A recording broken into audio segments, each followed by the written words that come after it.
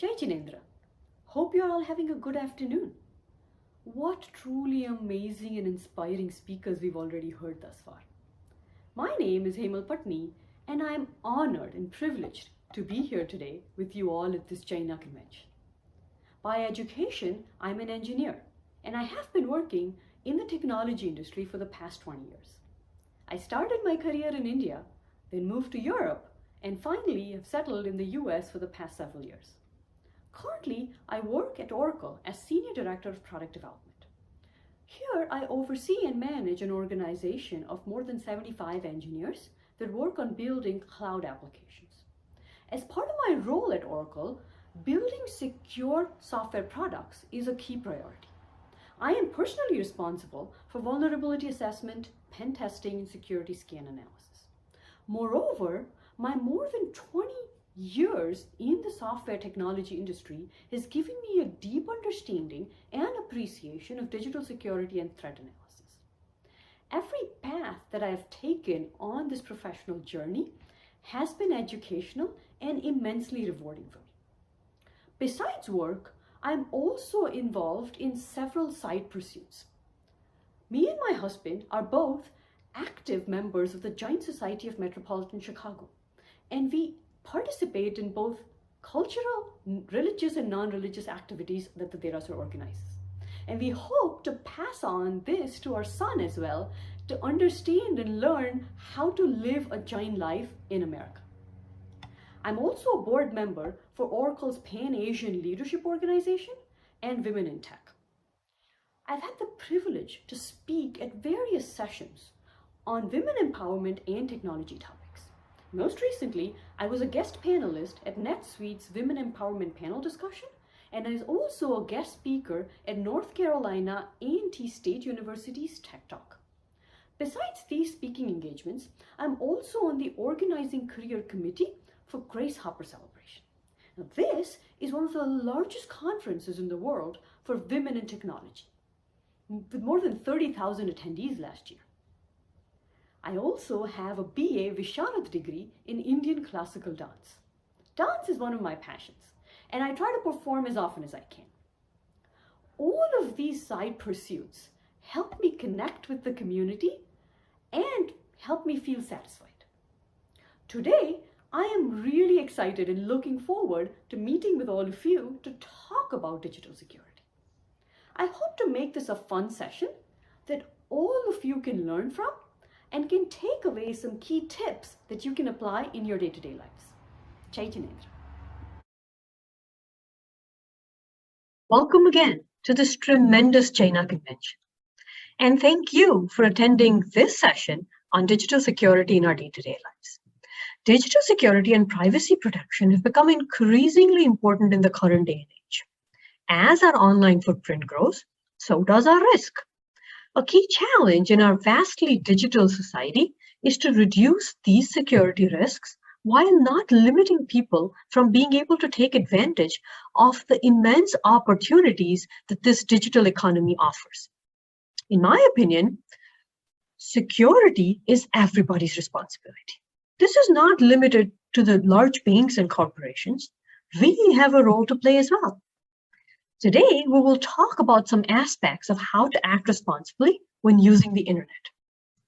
So, what was the last thing you bought online? Did you pay attention to the website?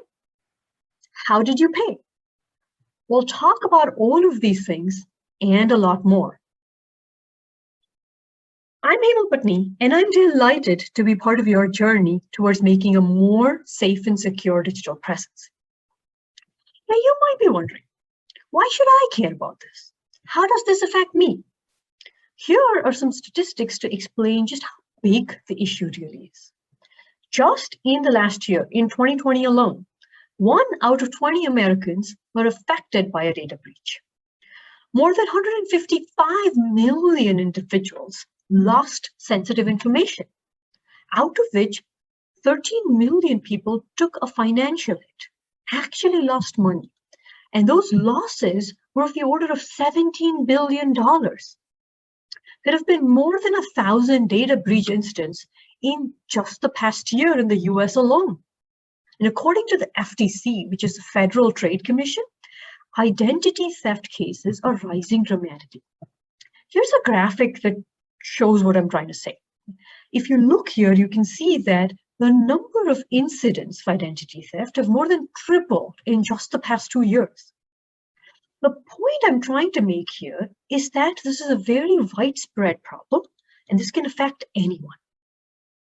Now, overall, the topic of digital security is really vast. So what I've done is I've structured this talk into 3 major areas, which I feel are most relevant for this audience. First, what is identity theft? How does it occur? What it is? What are the ramifications of identity theft? And then how can we protect ourselves from it? Second, some best practices, some do's and don'ts around online transactions. And third, the future of technology, the future of security. There is going to be a Q&A session at the end of this. So anything that I didn't clarify or didn't cover that you were hoping that I would be able to address, hold on to your questions, please, and we can get into it at the end of this session. So without further ado, let's get into it. Identity theft. I want to start this topic by talking about phishing. Hey, you might be wondering, what is she talking about? What's phishing got to do with anything? Plus, we're Germans, we don't fish. And you'd be right, except this is a different type of phishing. It's spelled with an PH instead of an F. And here, we run the risk of becoming the fish that gets caught in a trap. So what exactly is phishing? Phishing is basically a trick message that looks like it's from a genuine sender, but makes us click on a fake link or download a bad attachment. Phishing then leads to identity theft. So what's identity theft? Identity theft occurs when someone gains unauthorized access to our personal information, like our social security number, bank account information, and then uses that personal information to commit a crime or to create some fraud. So these phishing and identity theft attacks range from pretty simple, easy to detect, to fairly sophisticated attacks. And once an identity thief has access to our information, what happens?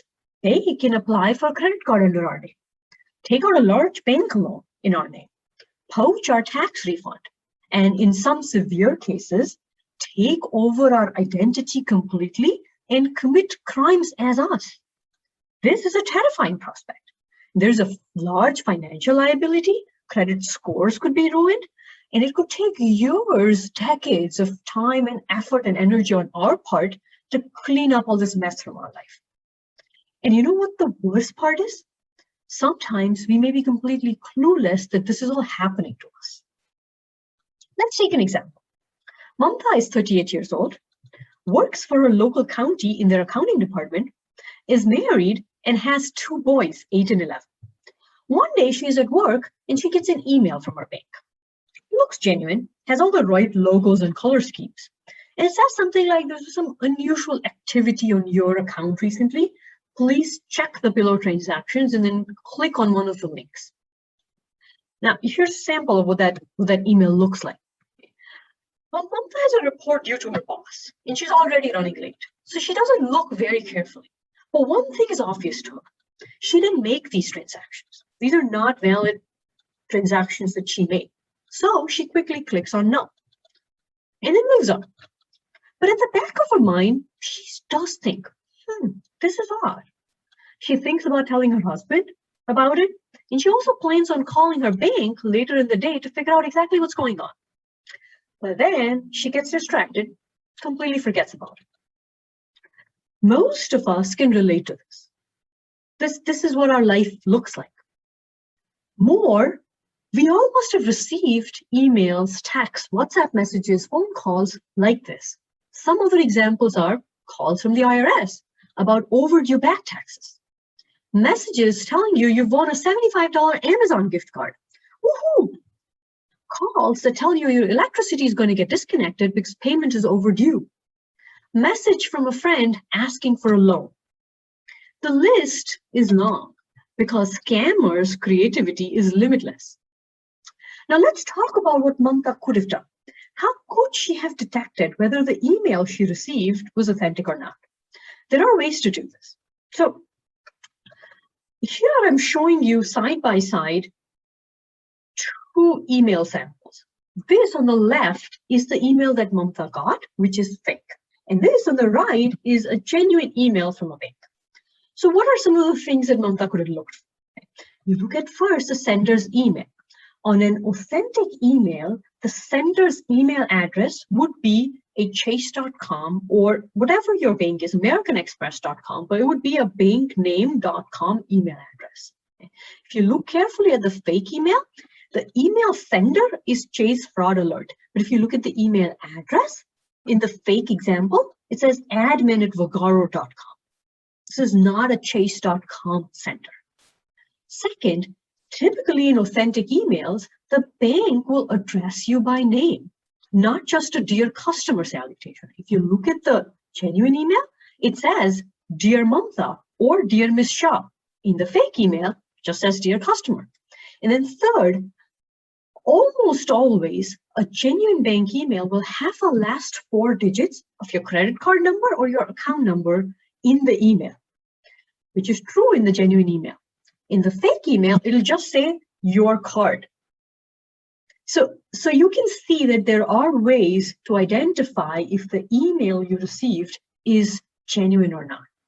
Now, moving on with Mamta's situation, she didn't check for these things. And she clicked on the link that said, no, these are not valid transactions. When she clicked, she got redirected to a fake website that looks and feels, again, exactly like her bank's website. And as soon as she logs in, puts in her login and password information on that fake website, her bank account gets compromised. Now, even at that stage, there are ways to identify if the website that you got redirected to is genuine or not. So again, here is a side-by-side example of a fake website and a genuine website. And there are two things that we can look for. First is the URL. If you look at the URL of the website, that is basically where you type in www.google.com. In a fake website, it'll be junk characters, whereas in an authentic website, it'll say www.bankofamerica.com or www.chase.com, and then some other characters. The other tip is to look for the lock icon and the words HTTPS. Now, the S in HTTPS signifies, and the lock icon both signify secure websites. If you look at the fake website, both are missing because fake websites are rarely secure. Finally, a foolproof way that Mamta could have confirmed whether the email she got about some of those transactions, whether that was a valid email or not, is to call her bank or log into her bank website, not from the numbers or the link provided in the email, but in the way that she always connects with her bank. Right? The phone number she uses to call her bank or the website that she uses to log into her bank, do it that way and then confirm if there are really those transactions listed on her account or not. So outside of this example, the specific example of phishing and identity theft that occurred that I gave you, let's take a step back and think about identity theft in broad terms. At the end of the day, we as consumers, right, our goal is to prevent others from opening fraudulent financial accounts in our name. One way to do this is to freeze our credit file. What is that? It's a free service provided by all 3 consumer credit bureaus, Equifax, Experian, and TransUnion. It's a free service that these credit bureaus provide to be able to block somebody from being able to open an account in your name. How does it work? Basically, what freezing your credit file does is that anyone that's trying to open a new account in your name will be blocked because they won't be able to access your credit report. Huge downside, obviously, in this situation is that if you are trying to open an account yourself, you will be blocked as well. And it takes 3 to 5 business days for this freeze and the unfreeze to occur. Another option is to lock our credit report.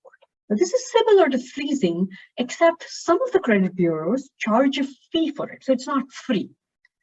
The advantage of locking versus freezing is that the turnaround time is significantly quicker for lock and unlock. Right? In most cases, it's pretty much instantaneous. So regardless of what works for you, whether you would like the free service or whether you'd like to pay for locking your credit report so that you can lock and unlock it for yourself quicker, it's up to you. But the bottom line is that unless you're opening a new account very frequently, using one of these services would provide additional layers of security. Sounds like a no-brainer, right? But you'd be amazed at how many people don't even know about this. All right, so now what I want to do is I want to pivot to talk about some online transactions, common questions around some online transactions. So one thing I get asked very frequently over the last several years, is online banking safe? I personally rarely go to my bank in person these days. I deposit checks online, I transfer money online, I make payments online. The only time I do go to the bank is when I need to access my safety deposit box. There's no virtual way to do that yet. Point is, whether it's banking from a computer or using a bank's app on your phone, both means are secure. In my opinion, both means are secure as long as we're smart about it. So let's get into some of the do's and don'ts of the tips. So one, if you're using a computer, right, it's absolutely imperative that you have an updated and licensed virus protection software installed. Similarly, if you're using a phone, you must update the phone's software regularly. A lot of security vulnerabilities are patched in these software updates that these vendors put out. Right? By not taking these updates, we open ourselves up to fraudsters. Tip number two, never use public Wi-Fi connections. What is a public Wi-Fi connection? The free Wi-Fi that you have available in stores or at a Starbucks, for instance. That's a public Wi-Fi. Always log into your bank from home or from office. If you happen to have a VPN connection for work, use it, and then get onto your bank website. It adds another layer of security. Tip number three, use strong passwords. A lot of people have the tendency to use their first name or their birth date or 12345 or something easily guessable as their password. The rationale is, I can't remember my own passwords otherwise. It's impossible to remember my passwords. Industry gurus say that we should use a phrase or a sentence.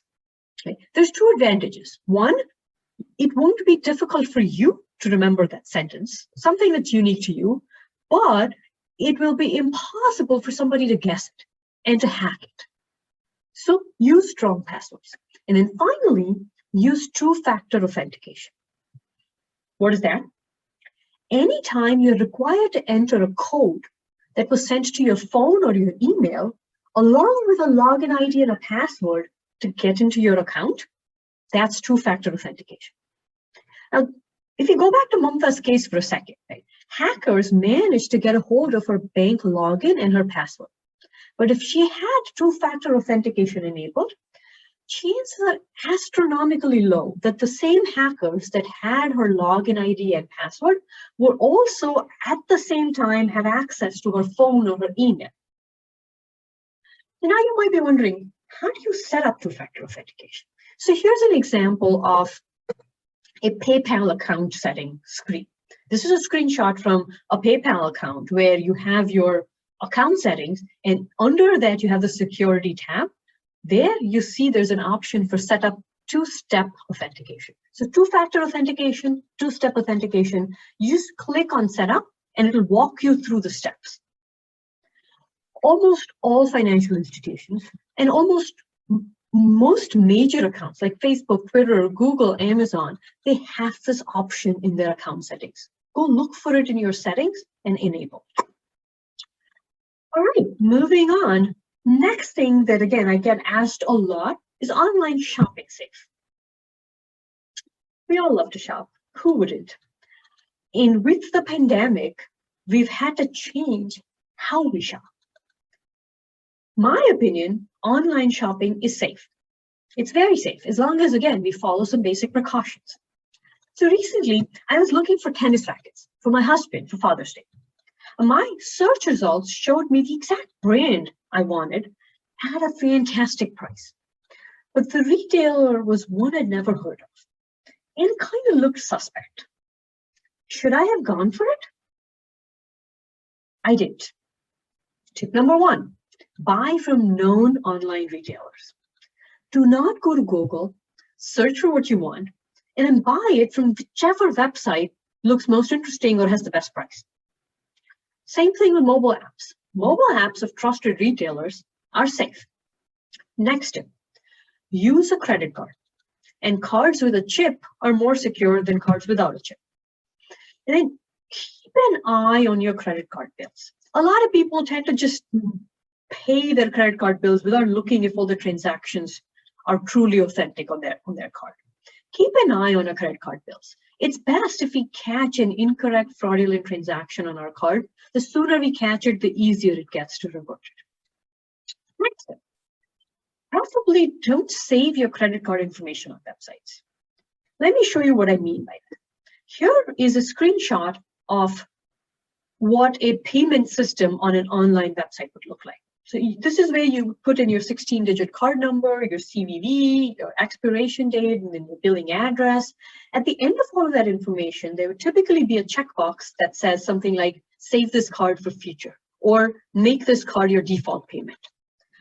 Unless it's a trusted website that you buy from very frequently, don't check that box. I know it's significantly easier not to have to punch in all 16 digits of your card, put in all your address information, etc. This is just safe and secure, not to save your credit card on websites that you don't visit very frequently or you don't trust.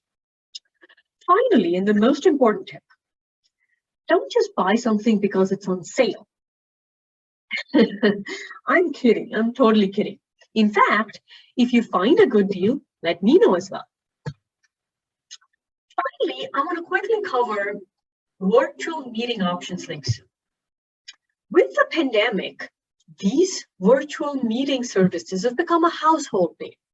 Previously, we used to use Zoom only for business meetings and professional settings. Now, like I said, it's become a household name. And what a blessing technology has been, right, to keep families connected when they cannot meet in person. Zoom is free accounts for everyone with a time restriction, sure, but I mean, it's a free account that anybody can use. You can just set it up. If you are planning to host any Zoom sessions anytime soon, there are a couple of security considerations that I want to bring to your attention. First, make sure that you secure all your meetings with a passcode. This is what the settings app on your Zoom looks like. And here's where you can set up the security with a passcode option. And right underneath that is the waiting room option. So enable waiting room for your meetings. What this does is that you have to now explicitly let people into your meetings. And so you can scan everybody that joins your meetings and only let in the people that are people that you want in your meeting. Both of these measures, what they do is they ensure that random Zoom bombers can join your sessions. Okay. Oh, I'm sorry, I didn't change the screen to show you the Zoom meeting. So here's what the Zoom settings would look like. This is how you enable the passcode, and here's how you enable the waiting room. Apologies. All right, moving on. Now let's shift focus to what does the future hold? What is the future of technology? So far we've been talking about what the current landscape for digital security looks like. Now let's talk about what's coming soon, or in some cases, what is already here. Our digital world is evolving very rapidly, and we have to be prepared to keep up. So some of you may have heard of the term IoT. It stands for Internet of Things. People that haven't heard of it might be wondering, Internet of Things? What is it? So the technical definition of Internet of Things is a network of connected objects that have sensors embedded in them. Right? So these sensors then collect data and then connect to the internet to send and receive this data. Maybe this is too complicated, but let me give a couple of examples of IoT devices and this will make sense. So some examples are smart thermostats like Nest, smart speakers like Alexa and Google, smart lights, smart refrigerators, smart cars, vacuum robots, smart watches, smart security systems, fitness trackers. You get my drift. All the smart devices that have invaded our life and our home are IoT devices. Now, forecasters say that there will be more than 65 billion of these IoT devices installed all over the world in the next few years. It's a massive number. Current IoT devices fall into four major categories. The first is a wearable technology. This is your health trackers, your fitness trackers, your wearable watches. The next is the home automation. Now, this category, so far, I believe, has seen the most bursts of innovation. Like the Googles, Alexas, Nests, Robo vacuums. These are all in the home automation category. Smart cars is the next. This is becoming the default for a lot of manufacturers. They're investing a lot of money into making internet-ready cars. And then finally, smart cities. Conceptually, we've heard of smart cities. The idea is to have sensors all over these cities so that they can track and collect information from every nook and cranny of these cities. And honestly, innovation is occurring very, very rapidly in all of these areas. And more devices are going to come to the market soon.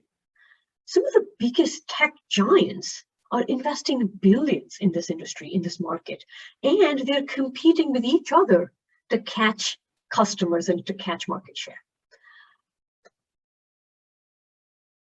I think that, these IoT devices, they make life easier for us. Take an example of the vacuum robot.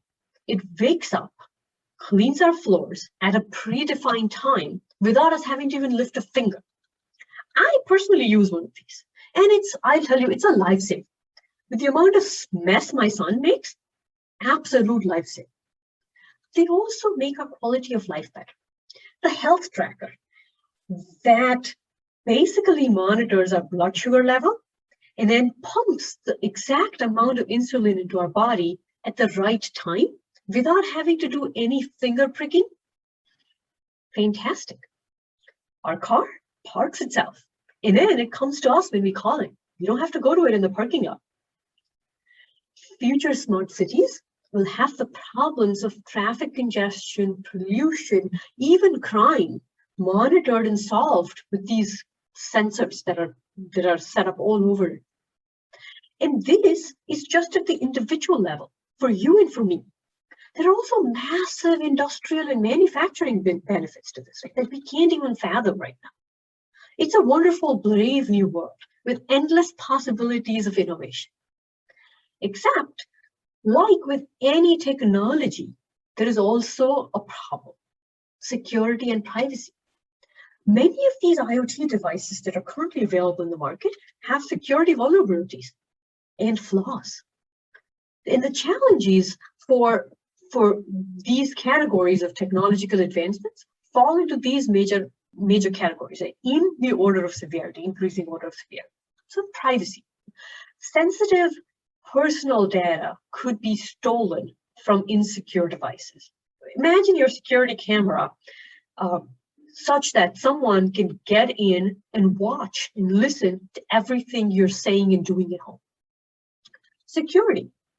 These devices, the IoT devices, could be hacked to make them behave in an unintended way. Again, as an example, imagine your child's smartwatch happens to have a security vulnerability that allows hackers to track his location, eavesdrop on his conversations, and even communicate with him. How scary is that? Next, privacy for businesses. So in the business world, this would mean trade secrets getting stolen.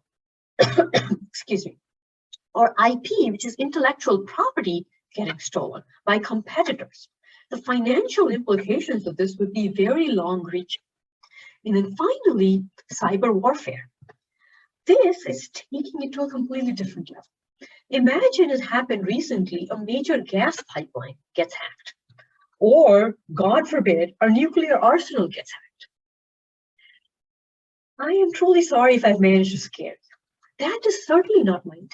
The reason why I'm covering all of this is to make you aware of the pitfalls with these technological advancements, so we can guard ourselves and so we can make informed choices about how we interact with these technologies.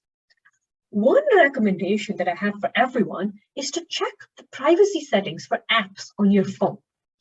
And unless absolutely necessary for an app to communicate and collect your data and share it, set the privacy settings to not share. This way, apps cannot collect our personal information from our phone, from our browsing history, and share that information outside. A good segue from Internet of Things, IoT, is to artificial intelligence, or AI as it's called in the tech world. So what is AI? AI is the ability for computers or robots to think, to process information and data, and then make decisions based on that data, just like a human brain does. Hence the name artificial intelligence. So when you think about the IoT devices, the examples that I gave you, right? These IoT devices collect massive volumes of data from our homes, from the way we interact with these IoT devices. They're collecting information. Right? What do they do with this information? Companies collect this data and then feed it to an AI engine, the artificial intelligence engine, to come up with predictive analysis. Have I lost you? Let me take a couple of examples, and this will make sense, I promise. So your Nest thermostat, for instance, it learns your family's behavior. It learns that typically you all wake up at 6 a.m. on weekdays and a little around 8-ish on weekends. Nobody is home from 8 to 5 on a typical weekday. And these are just a couple of examples of the kind of information your Nest thermostat is collecting. But over the first few days of installing it in your home, it'll collect a large volume of information about your family's behavior. And then based on this information, it'll start to predict when to heat the house, to optimize your comfort and maximize your energy savings. This is AI in action. Another example is self-driving cars, like the Tesla. These cars, again, process volumes, massive volumes of live data in the form of roads, maps, construction zones, accidents, pedestrians, pets, etc. And then it'll process all this information and then add analysis and logic on top of it to make decisions about next steps. Should I switch lanes? Should I make a right turn? Should I turn on my turn signal? All the decisions that we make subconsciously while driving a car, the computer is also making. And history has shown that with all scientific and technological advancements, there is always a good side and a not so good side. For us as end users, as consumers of all of this fantastic technology, fantastic advancements, right, is to be able to balance these advantages with the associated risks. Awareness and precaution is the way. We can be vigilant only if we have the awareness of what to be vigilant about. In conclusion, I request each of you to promise to do the following after the session is over. 1, set up two-factor authentication or two-step authentication on all of your important accounts. Call the 3 credit bureaus. You can Google their phone numbers, call them, and look into freezing or locking your credit report. Don't save your credit card details on retailers' websites unless you trust the retailer and shop from them often. Then finally, check very carefully before you click on links in emails going forward. It has truly been my honor to speak with you all today. I thank the China Organizing Committee from the bottom of my heart for giving me this opportunity. And I thank you all listeners for giving me your valuable time and listening so attentively. I look forward to seeing you all at the next China convention, hopefully in person. Jai Jinendra.